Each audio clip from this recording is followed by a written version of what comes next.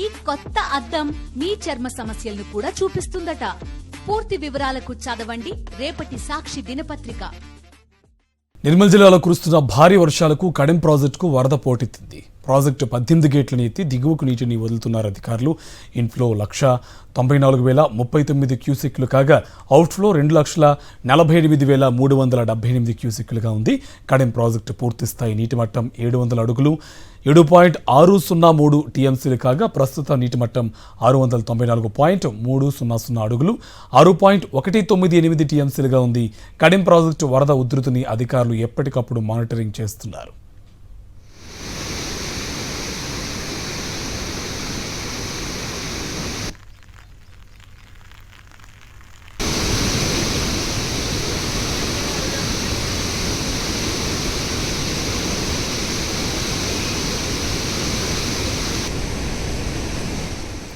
ఇదే అంశకు సంబంధించి మరింత సమాచారం మా కరెస్పాండెంట్ విఘ్నేష్ మనకి ఫోన్ లైన్లో డీటెయిల్స్ అందిస్తారు. విఘ్నేష్, డీటెయిల్స్ అండి.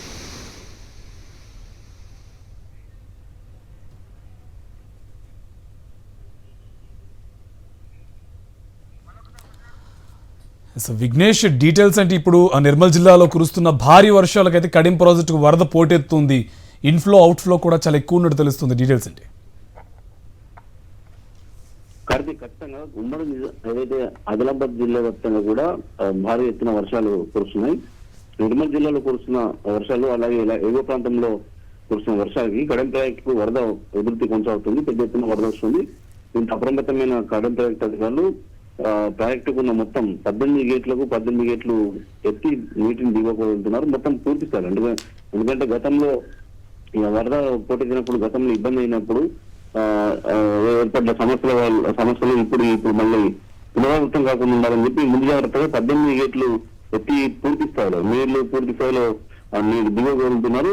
ముందు జాగ్రత్త చర్యగా రాత్రి నుంచి ప్రాజెక్టు వరద ప్రభావం ఎక్కువైంది. ఈ నేపథ్యంలో ఏదైతే సి శ్రీనివాస్, ఎస్సీ రవీందర్, ఈ రాథోడ్, విఠల్ వీళ్ళ సూచనల మేరకు ప్రాజెక్ట్ అసిస్టెంట్ ఎక్స్పీరియన్స్ రవినాయక్ అక్కడ ప్రత్యేకంగా చర్యలు తీసుకున్నారు. అధికారులు వరద ప్రవాహాన్ని ఎప్పటికప్పుడు మానిటరింగ్ చేస్తూ దిగువ నీటిని విడుదల చేసిన పరిస్థితి కనిపిస్తుంది.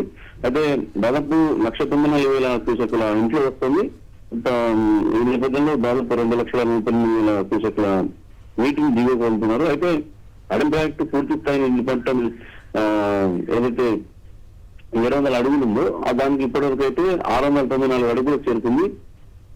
కడెం ప్రాజెక్టు పరివాహక ప్రాంత ప్రజలందరూ కూడా అప్రమత్తంగా ఉండాలని, దిగువ ఉన్న ప్రాంత గ్రామాల ప్రజలు కూడా అప్రమత్తంగా ఉండాలని చెప్పి ఏదైతే అధికారులు అయితే సలహాలు ఇస్తున్నారు, సూచనలు చేస్తున్నారు, అధికారులు జారీ చేస్తున్నారు.